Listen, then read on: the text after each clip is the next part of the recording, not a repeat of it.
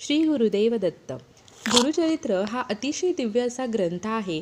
असं म्हटलं जातं की आयुष्यामध्ये एकदा का होईना पण गुरुचरित्र ग्रंथाचं पारायण केलं पाहिजे. ज्या व्यक्ती मुळातच नशिबवान असतात ना, त्या गुरुचरित्र पारायण नक्कीच करतात. गुरुचरित्र पारायण केल्यामुळे आपल्या असाध्य रोग जे आहेत ते बरे होतात, इच्छा पूर्ण होतात, संकट दूर होतात. साक्षात दत्त महाराज आपल्याला कृपा आशीर्वाद देत असतात. म्हणजे आपल्याला जेव्हा गुरुचरित्र पारायण करत असू तेव्हा दत्त महाराजांचं कोणत्या ना कोणत्या रूपामध्ये दर्शन घडतं. कोणाला काही संकेत मिळतात तर कोणाला काही अनुभव येतात. आणि हे अनुभव अनुभवण्यासाठी गुरुचरित्र पारायण हे प्रत्येकाने आपल्या आयुष्यात एकदा का होईना पण केलंच पाहिजे. 26 एप्रिल रोजी आहे श्री स्वामी समर्थ महाराज यांची पुण्यतिथी. पुण्यतिथीच्या दिवशी महाराजांनी आपला देह ठेवला होता. त्यांचं कार्य संपुष्टात आलं आणि त्यांनी आपला देह ठेवला.